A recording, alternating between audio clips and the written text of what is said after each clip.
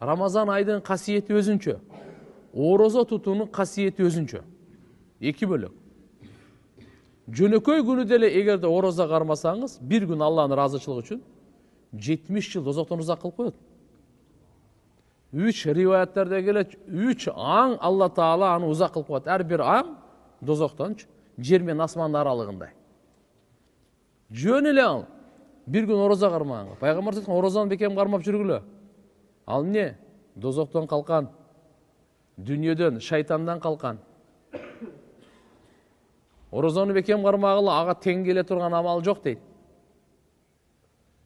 Алла Таала айтат, орозо мен үчүн буну сообун мен берем, же болбосо мен өзүммүн дейт.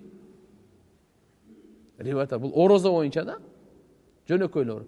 Бирок Рамазандын орозосуна келгенде, бул өзгөрөт. Рамазандын өзгөрөт бул. Анткени Рамазандын орозосу фарыз. Башка айлардын орозосу фарыз эмес. Кандай эле мечиттин өзүнүн фазилети бар, мечиттин ичиндеги амалдын өзүнчө фазилети бар. Намаз окуу, Куран окуу, зикир чалуу, дуа кылуу, илим алуу, имандын халкасында отуруу. Бул өзүнчө амалдынчы. Бирок мечиттин өзүнүн аурасы, өзүнүн таасири, өзүнүн даражасы, өзүнүн касиети, өзүнүн сообу өзүнчө. Кудум ушундай эле Рамазан айдыкы өзүнчө, Рамазан айдыкы өзүнчө.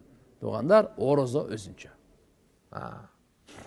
Мисалы Рамазан айда бирөө ооруп калды, орозо кармай албай калды.